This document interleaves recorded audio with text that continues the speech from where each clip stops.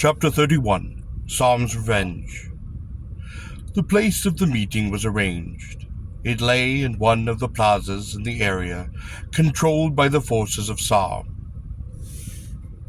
Misk was to come alone to the plaza, to be met by myself and Sarm. No one was to bear arms. Misk would surrender himself to Sarm, and I theoretically would then be allowed to go free. But I knew that Sarm had no intention of keeping this part of the bargain, that he intended to slay Misk, destroying hopefully thereby the effective leadership of the opposition, and then either keep me as a slave for Vika, or more likely kill me as well, even though that might disappoint the expectations of vengeance nourished in the bosom of his pet mule. When I was unchained, I was informed by Sarm that the small box he carried activated my control net, and at the first sign of disobedience or difficulty, he would simply raise the power level, literally boiling my brain away. I said that I understood. I wondered what Sarm would say if he knew that Parp and Kusk had not actually implanted me. In spite of the agreement about arms, Sarm hung from the back of his translator strap, invisible from the front, a silver tube. To my surprise, his pet mule, Vika of Tariv, demanded to accompany her golden master. I suppose that she feared he might slay me, thus depriving her of her revenge for which she had waited so long. He would have refused her, but she pleaded so earnestly that at last he agreed that she might accompany us. "I wish to see my master triumph," she begged, and that argument seemed to sway Golden Sarm, and Vika found herself a member of our party. I myself was forced to walk perhaps a dozen paces in front of Sarm, who held his grasping appendage near the control box, which would, he supposed, activate the golden net he believed to be fused into the tissues of my brain. Vika walked at his side. At last I saw, far across the plaza, the slowly stalking figure of Misk. How tender I felt toward that golden giant in the moment as I realized that he, though a priest king, had come to give his life for mine, simply because we had once locked antennae, simply because we were friends, simply because there was nest trust between us. He stopped, and we stopped, and then we began to walk slowly towards one another, again across the square tiles of the plaza, in the secret nest of priest kings. When he was still out of range of the silver tube of Sarm, but close enough I hoped to be able to hear me, I ran forward, throwing my hands high. "Go back," I cried. "It is a trick. Go back." Misk stopped in his tracks. I heard Sarm's translator behind me. "You will die for that mule," it said. I turned and I saw Sarm, his entire golden blade-like form, convulsed with rage. Two of the tiny hook-like appendages on his forelegs spun the power dial on the control box. "Die, mule," said Sarm. But I stood calmly before him. It took Sarm but an instant to realize he had been tricked. He hurled the box from him, and it shattered on the tiles of the plaza. I stood ready now to receive the blast of Sarm's silver tube, which he had whipped from its place of concealment, and trained on my breast. "Very well," said Sarm. "Let it be the silver tube." I tensed myself for the sudden burst of fire, that incandescent torrent that would burst and burn the flesh from my bones. The firing switch was depressed, and I heard the soft click, but the tube failed to fire. Once again, desperately, Sarm pressed the firing switch. "It does not fire," came from Sarm's translator, and his entire frame was startled, shaken with incomprehension. "No," cried Vika. "I discharged it this morning." The girl ran to my side in a swirl of many-colored silks, and from beneath the robes of concealment she withdrew my sword, Kneeling at my side, she lowered her head and placed in my hand. "Cabot, my master," she cried. I took the blade. "Rise," I said. "Vicar of Treve, you are a free woman." "I do not understand," came from Sarms' translator. "I came to see my master triumph," cried Vicar of Treve. Her voice thrilled with emotion. Gently I thrust the girl to one side. "I do not understand," came from Sarm's translator. "That is how you have lost," I said. Sarm hurled the silver tube at my head. I ducked, and I heard it clatter across the tiles of the plaza for perhaps 100 yards. Then, to my amazement, Sarm turned, and though I was but a human, he fled from the plaza. Vicar was in my arms, weeping. In a moment we were joined by Misk. The war was at an end. Sarm had disappeared, and with his disappearance and presumed death, the opposition to Misk evaporated. It had been held together only by the dominance of Sarm's mighty personality, and the prestige that is in virtue of being firstborn. The priest-kings who had served him had, on the whole at least, believed that what they were doing was required by the law of the nest. But now, with Sarm's disappearance, Misk, though only fifth-born, acceded to the title of the highest-born, and it was to him now, according to the same laws of the nest, that their allegiance was now owed. There was a greater problem as to what to do with the former mules, who had deserted to join the forces of Sarm, for the blandishments he had offered, and because they had thought that his side was the one which was winning. I was pleased to see that there were only about 75 or 80 wretches in this latter category. About 2/3 of them were men. Most of them were women. None of them, interesting enough, were Gor carriers, or from the fungus chambers, or from the pastures. Al-Ka and Bata arrived with 2 prisoners, female mules, frightened, sullen girls, lovely, clad now only in their brief, sleeveless plastic, who knelt at their feet. They were joined together by a length of chain that had been, by means of 2 padlocks, fastened about their throats. Their wrists were secured behind their backs by slave bracelets. "Deserters," said Al-Ka. "Where now?" asked Bata of the girls. "Is your gold, your jewelry, and your silks?" Sullenly they looked down. "Should we kill them now?" asked Al-Ka. The girls looked at one another, and then trembled in fear. I looked at Al-Ka and Bata rather closely. They winked at me, and I winked back at them. I perceived their plan. I could see that neither of them had the least intention of injuring one of the lovely creatures in their power. "If you wish," I said. A cry of fear escaped the girls. "Please don't," said one, looking up pleasing. The other pressed her head to the floor at Bata's feet. Al-Ka regarded them. "This one," he said, "does have strong legs." Bata regarded the other. "This one," he says, "seems healthy." "Do you wish to live?" asked Al-Ka of the first girl. "Yes," she said. "Very well. You will do so, as my slave." "Master," said the girl. "And you?"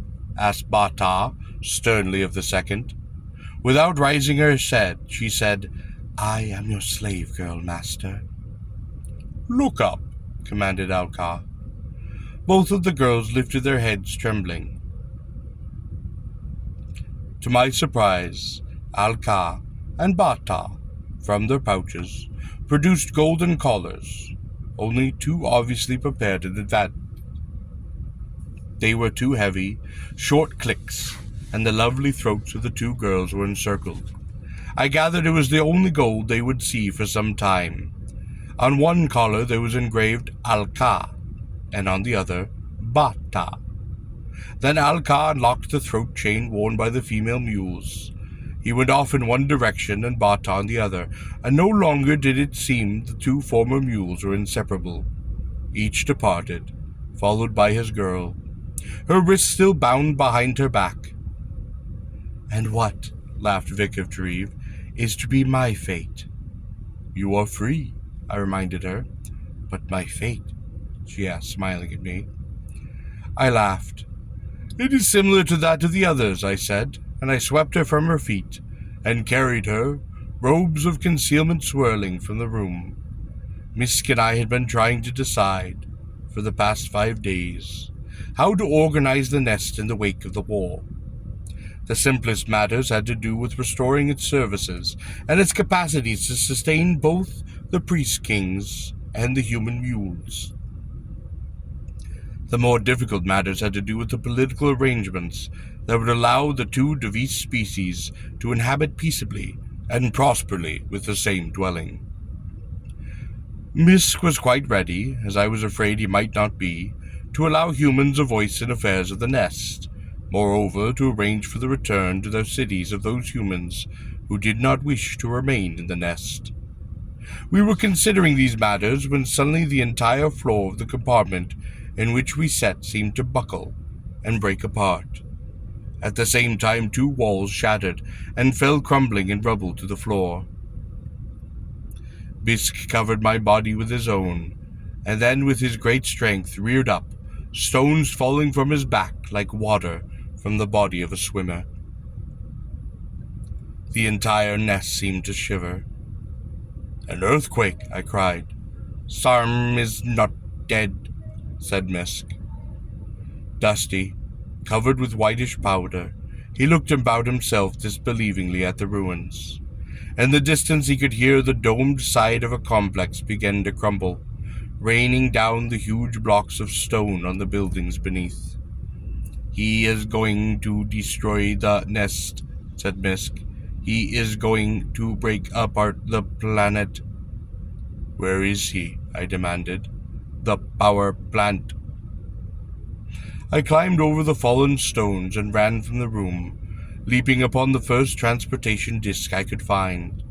Though the path it had to travel was broken and littered, the cushion of gas on which the disc flowed lifted the vehicle cleanly, though bucking and tilting over the debris. In a few moments, though the disc was damaged by falling stone, and I could barely see through those powdery drifts of rock hanging upon those collapsing tunnels, I had come to the power plant and leapt from the disc, racing to its doors. They were locked, but it was only a moment's work to find the nearby ventilator shaft and wrench away the screen. In less than a minute I had kicked open another grill and dropped inside that great domed room of the power plant. I saw no sight on Sarm. I myself would not know how to repair his damage, so I went to the doors of the chamber, which were locked on the inside. I thrust up the latching mechanism, and I swung them open. Now Misk and his engineers would be able to enter the room. I had scarcely thrust up the latch when a burst of fire from a silver tube scorched the door above my head. I looked up to see Sarm upon that narrow passage that traced its precarious way around the great blue dome that covered the power source. Another flash of fire burned near me, leaving a rupture of molten marble in the floor not 5 feet from where I stood. Running irregularly, dodging bursts of fire, I ran to the side of the dome where Sarm, from his position somewhere above, would not be likely able to reach me with his fire. I then saw him through the sides of the blue dome that covered the power source far below. A golden figure on the narrow walkway at the crest of the dome. He fired at me, burning a hole in the dome near him, exposing the power source, and the same flashing burst of fire tore at the area of the dome behind. The burst had spent itself and only managed to scorch the dome, but the next, fired through the hole already made above, might do more damage. I changed my position, and Sarm seemed to lose interest in me, perhaps thinking I had been slain, more likely to conserve the charge in the silver tube for more important matters. For he then began, methodically, to fire at the paneling across from the dome, destroying one after another. As he was doing this, the entire nest seemed to shift, and the planet convulsed. The fire spurted from paneling. He then fired a burst directly down into the power source, and it began to rumble and throw geysers of purple fire, almost to the hole which Sarm had burned in the globe. To one side, though I scarcely noticed it at the time, I saw a vague, dome-like golden shape, one of the beetles, which undoubtedly, confused and terrified, had crept into the room of the power plant from the tunnel outside, though the door had opened for Misk and his priest-kings. Where were they? I surmised the tunnels might have collapsed, and they were even now trying to cut their way through to the chamber of the power plant. I knew that somehow I must try to stop Sarm, but what could I do? He was armed with a silver tube, and I with nothing but the steel of a Gorean sword. Sarm kept firing, long, persistent bursts of fire at the paneling that was against the walls, undoubtedly attempting to destroy the instrumentation. I hoped that such firing might exhaust the charge of his weapon. I left cover and rushed to the walkway, soon climbing up that narrow path that crept around the surface of the globe that now barely contained the frenzied, bubbling fury, the turbulence of the hissing, erupting substance that leapt and smote against the smooth enclosing walls. I climbed the walkway rapidly, and soon could see Sarm clearly at the very top of the sum, whence he had once displayed to the majesty of the priest-king's accomplishments, where he had once indicated to me the modifications of the ganglionic net, by means of which his people had won to the enormous power they now possessed. He was not yet aware of my approach, perhaps not believing I would be fool enough to climb the exposed walkway in pursuit of him. Suddenly he wheeled and saw me. He seemed startled, but then the silver tube flew up, and I threw myself rolling back down the walkway, the steel stairs bubbling away following me.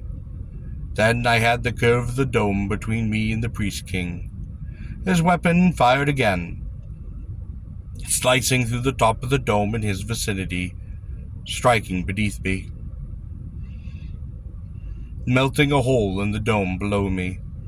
Twice more Sarm fired, and twice more I scrambled about on the walkway, trying to keep the two surfaces of the globe between myself and his weapon.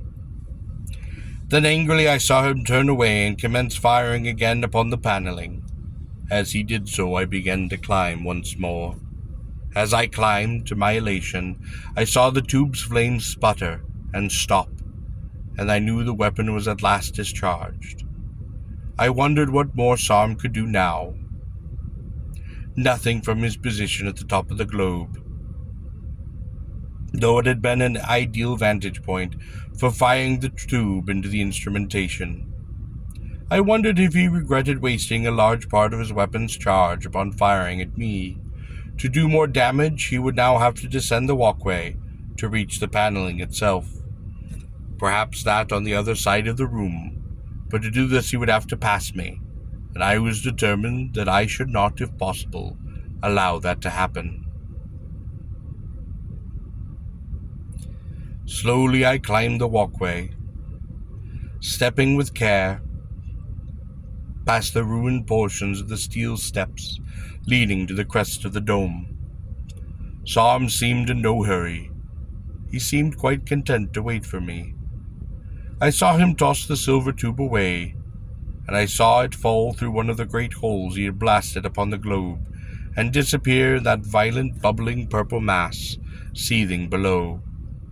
At last I stood not more than a dozen yards from the priest-king. He had been watching me approach.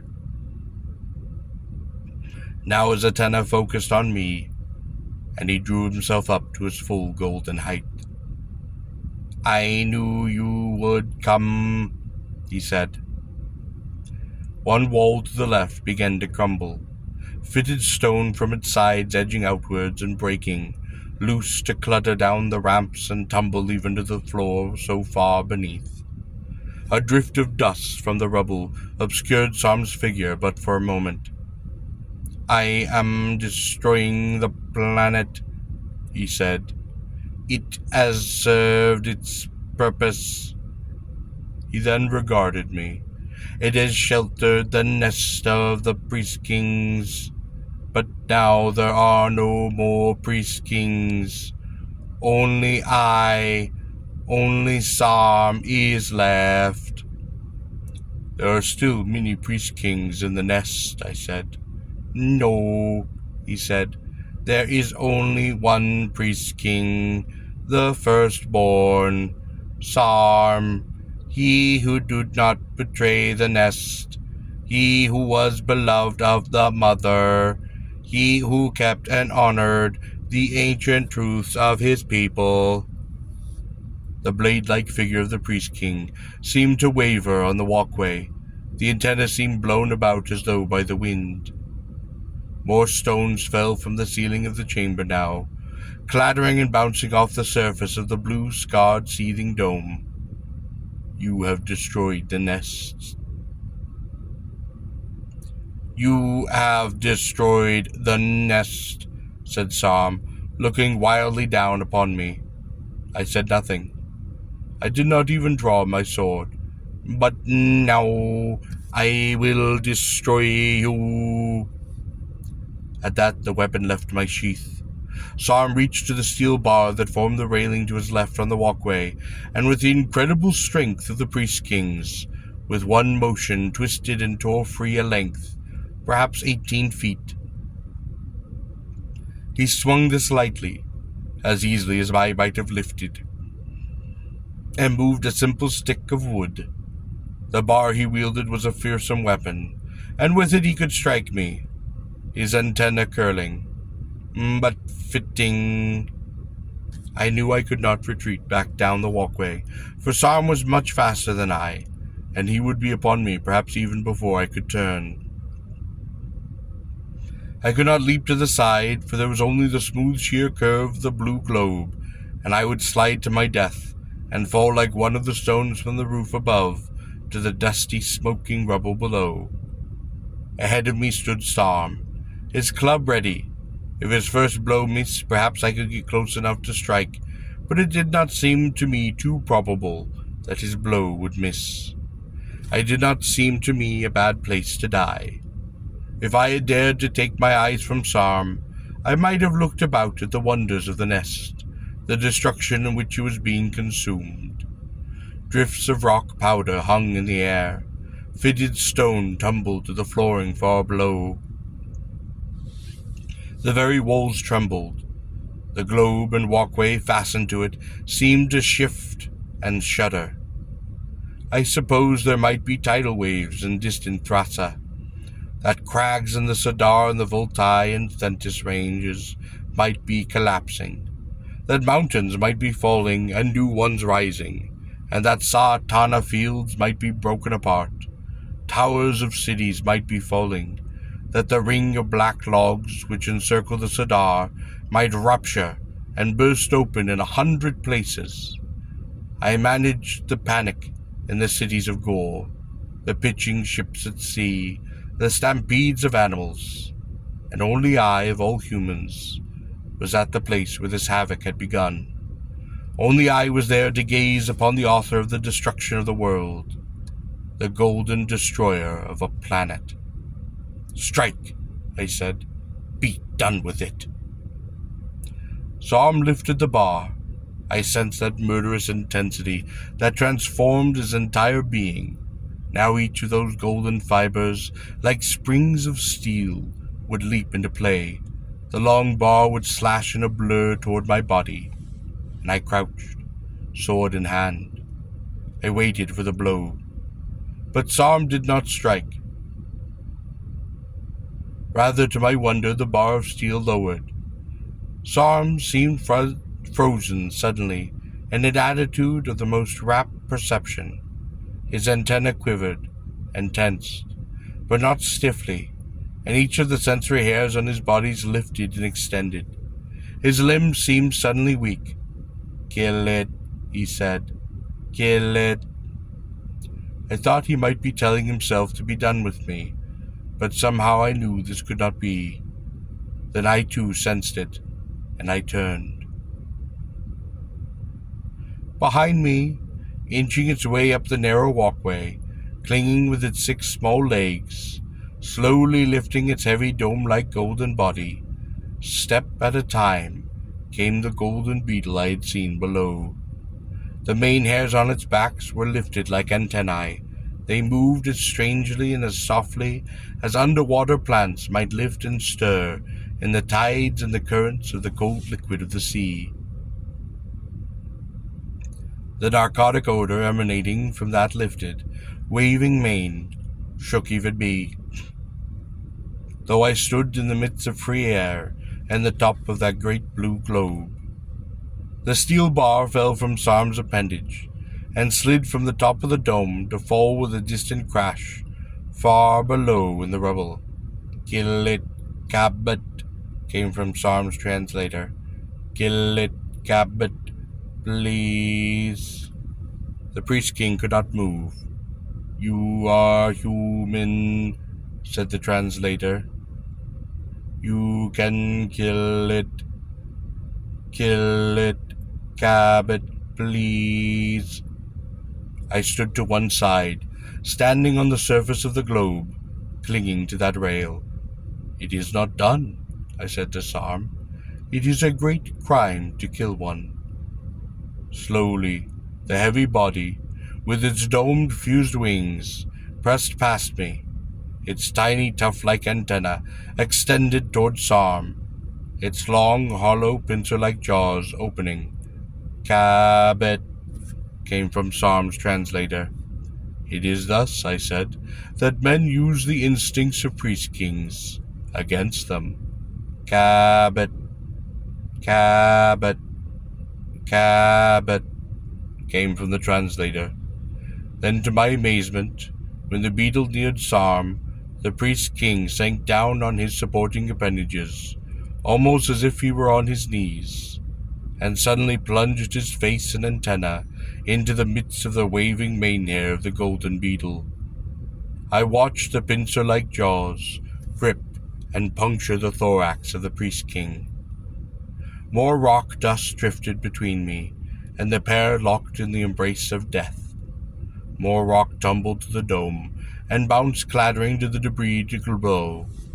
The very globe and walkway seemed to lift and tremble, but neither of the creatures locked together above me seemed to take the least bit notice. Sarm's antenna lay immersed in the golden hair of the beetle. His grasping appendages, with their sensory hairs, caressed the golden hair. Even did he take some of the hairs in his mouth, and with its tongue try to lick the extrude from them. "The pleasure," came from Sarm's translator. "The pleasure, the pleasure." I could not shut out from my ears the grim sound of the sucking jaws of the beetle. I knew now why it was that the golden beetles were not permitted to live in the nest, why it was that the priest-kings would not slay them, even though it might mean their own lives. I wondered if the hairs of the golden beetles, weaved with the droplets of the narcotic exudate, offered adequate recompense to a priest-king for the ascetic millennia in which he might have pursued the mysteries of silence, if they proved an acceptable culmination to one of those long, long lives devoted to the nest, to its laws, to duty, and the pursuit and manipulation of their power.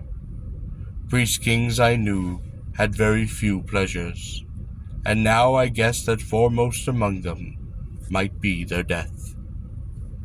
Once, as though by some supreme effort of will, Sarm, who was a great priest-king, lifted his head from the golden hair and looked upon me. "Cabot," came from his translator. "Die, priest-king," I said softly. The last sound I heard from Sarm's translator was, "The pleasure." Then, in the last spasmodic throb of death, Sarm's body broke free of the jaws of the golden beetle, reared up once more to its glorious, perhaps 20 feet of golden height, He stood thusly on the walkway at the top of the vast blue dome, beneath which burned and hissed the power source of the Priest Kings. One last time he looked about himself, his antenna surveying the grandeur of the nest. Then he tumbled from the walkway and fell to the surface of the globe. He slid until he fell into the rubble below. The swollen, lethargic beetle turned slowly to face me, and with one stroke of my blade, I broke open its head. With my foot, I tumbled its heavy body from the walkway, and watched it slid down the side of the globe and fall like Sarm to the rubble below. I stood there on the crest of the globe and looked about the crumbling nest. Far below, at the door to the chamber, I could see the golden figures of priest kings, Misk among them. I turned, and I retraced my steps down to the walkway.